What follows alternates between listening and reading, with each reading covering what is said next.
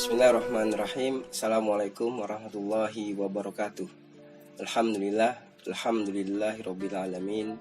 Wassalatu wassalamu ala asyrafil anbiya'i wal mursalin Sayyidina Muhammadin wa ala alihi wa ashabihi ajma'in, amma ba'du.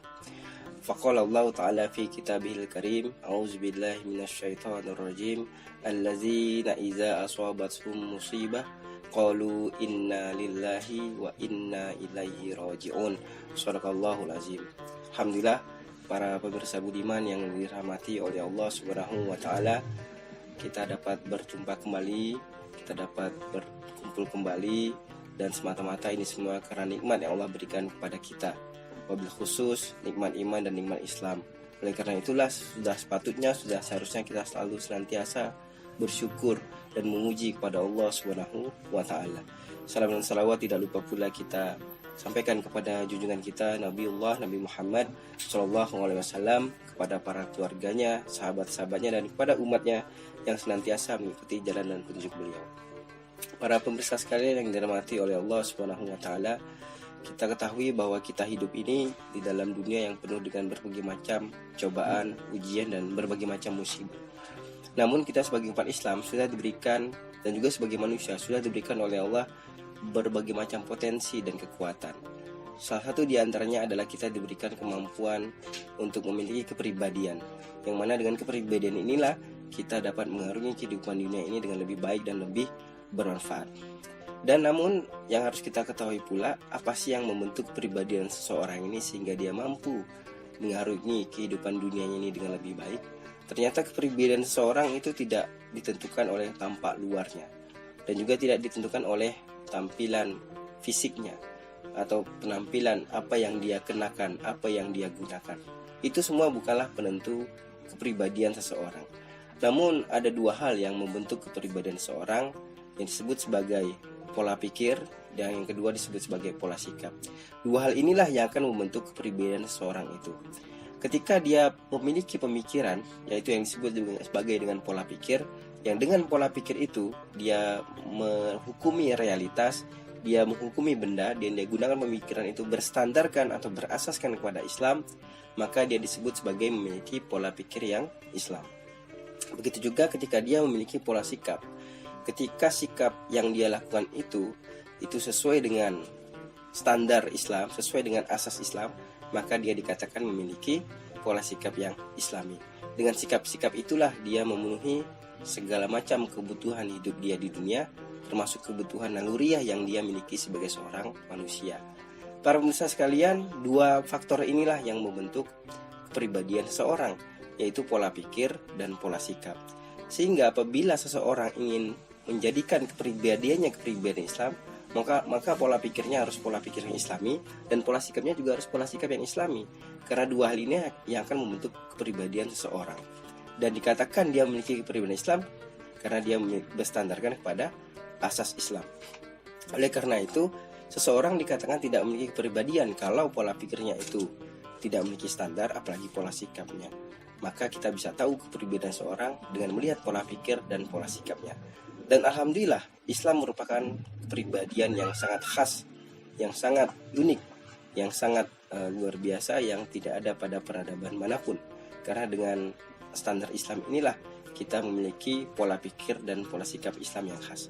Namun para pemirsa sekalian yang dirahmati oleh Allah Subhanahu wa taala, yang namanya manusia tentulah ada kekhilafan, yang namanya manusia tentulah ada kecacatan. Kita bukanlah malaikat yang selalu taat kepada Allah Subhanahu wa taala.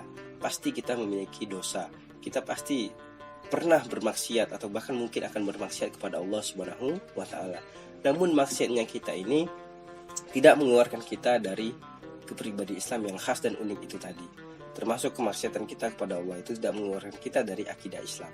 Selama kita mau bertobat kepada Allah, selama kita masih berpegang teguh kepada asas Islam itu, dan selama itu pula kita masih memiliki kepribadian Islam tersebut.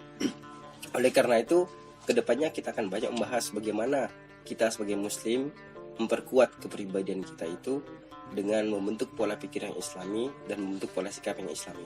Maka tema-tema selanjutnya akan kita bahas mengenai bagaimana bersegera melaksanakan syariahnya Allah, bagaimana cinta kita hanya kepada Allah, cinta dan benci kita karena Allah, bagaimana kita membentuk akhlak-akhlak yang baik, bagaimana kita menjauhi akhlak-akhlak yang buruk. Itu semua adalah faktor-faktor yang akan membentuk kepribadian Islam kita dari sisi pola sikap yang Islami, termasuk yang akan membantu kita dalam membentuk pola pikir yang Islami pula. Jadi pola pikir dan pola sikap inilah akan kita bahas sehingga terbentuklah kepribadian Islam yang kita miliki. Dan dengan kepribadian Islam itu pula lah kita akan mengarungi kehidupan ini, menghadapi berbagai macam ujian, berbagai macam cobaan, berbagai macam musibah dengan standar dan asas Islam.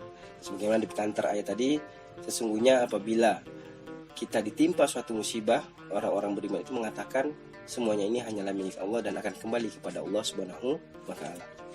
Para pemirsa yang dirahmati oleh Allah Subhanahu wa taala, oleh karena itu orang yang memiliki akliyah, nafsiyah, yaitu pola pikir dan pola sikap yang terikat dengan Islam, maka dia akan memiliki kepribadian Islam, dan itu merupakan melampaukan jalannya menuju kebaikan-kebaikan di dunia maupun di akhirat.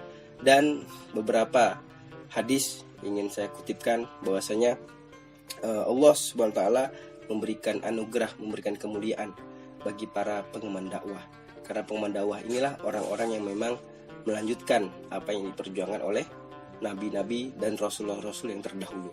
Termasuklah para ulama, para mu'alim yang semuanya mengemban dakwah dan mereka mengajarkan umat manusia kepada agama yang benar, yaitu agama Islam. Dalam suatu hadis Rasulullah pernah bersabda, "Awwalu dinikum," sesungguhnya awalnya agama kalian itu adalah nubuwatun wa rahmatun, ada sebagai kenabian dan rahmat. Summa khilafatun ala minhajin nubuwah, kemudian khilafah yang mengikuti metode kenabian. Kemudian summa ta'udu khilafatun ala minhajin nubuwah, kemudian akan kembali lagi khalifah yang sesuai dengan metode kenabian. Para pemirsa sekalian, inilah tugas sebagai para pengemban dakwah, bahwa insya Allah apa yang Rasulullah beritakan, apa yang Rasulullah sampaikan kepada kita akan terulang kembali kepada kita. Dan semuanya umat Islam wajib dan terus memperjuangkan hal tersebut. Lalu berikutnya dalam suatu hadis qudsi Allah SWT berfirman, "Man ahnali waliyan faqad barozani." Jadi kata Allah, barang siapa yang memusuhi waliku, maka sungguh dia berarti telah terang-terangan memusuhiku. Fil adawati, di dalam memusuhiku. Jadi kalau kita memusuhi walinya Allah, maka terang-terangan kita memusuhi Allah Subhanahu wa taala. Ibnu Adam lan tudrika ma indi illa bi adai maftaratuhu alaika. Jadi wahai anak Adam, engkau tidak akan mendapatkan apapun. Jadi kita sebagai anak Adam tidak akan mendapatkan apapun sampai kita itu melaksanakan apa-apa yang Allah wajibkan kepada kita. Baru kita akan mendapatkan sesuatu dari Allah Subhanahu wa taala. Lalu lanjut lagi, wala yazalu abdi yataqarrabu ilayya, dan tidak akanlah terus menerus dari hambaku itu kecuali dia mendekat kepada Allah Subhanahu wa taala bin nawafil, dengan amalan-amalan yang sunnah, hatta uhibbuhu, sehingga Allah mencintai kita. Jadi kalau kita memperbanyak amalan sunnah, maka insya Allah Allah akan mencintai kita. Fa akuna qalbahul lazi yaqilu, maka dengan hati kita itu Allah akan membantu kita dalam cara kita berpikir. Walisanahu allazi yantiqu bihi, dan lisan kita itu lisan kita itu akan dibantu oleh Allah dengan lisan yang berbicara kalimat-kalimat Allah Subhanahu wa taala. Wa basarahu allazi yubsiru bihi, dan penglihatan kita juga akan ditunjukkan oleh Allah kepada penglihatan-penglihatan tentang kenikmatan-kenikmatan Allah. Fa idza da'ani ajabtuhu, dan apabila dia meminta kepadaku maka akan aku kabulkan. Wa iza sa'alani a'taituhu, dan apabila dia meminta kepadaku maka akan aku berikan. Jadi kalau kita berdoa kepada Allah, meminta kepada Allah, maka Allah akan kabulkan dan Allah akan berikan. Wa iza stasarani nasortuhu, dan apabila dia minta tolong kepadaku maka Allah akan menolong kita. Wa habbu ibadati abdi ilayyan nasiha, dan sesungguhnya kata Allah, ibadah hambaku yang paling aku cintai apa? Yaitu adalah memberikan nasihat. Nah, salah satu tugas pengemban dakwah itu adalah memberikan nasihat. Maka beruntung sekali orang-orang yang senantiasa menyampaikan nasihat, khususnya nasihat-nasihat kepada jalan kebaikan, yaitu jalan Islam yang diridhoi oleh Allah Subhanahu wa ta'ala. Namun sebagai penggawa dakwah tidak mungkin kita tidak memiliki pola pikir yang islami dan pola sikap yang islami. Maka dengan perbedaan Islam itulah untuk membentuk karakter kita sebagai penggawa dakwah yang kuat, yang insya Allah siap menghadapi berbagai macam ujian, cobaan dan tantangan di kehidupan dakwah yang dia akan jalani itu. Demikian para pemirsa sekalian yang dapat kita bahas, semoga bermanfaat bagi kita semuanya. Kurang lebihnya mohon maaf. Wabillahi taufik wal hidayah. Assalamualaikum warahmatullahi wabarakatuh.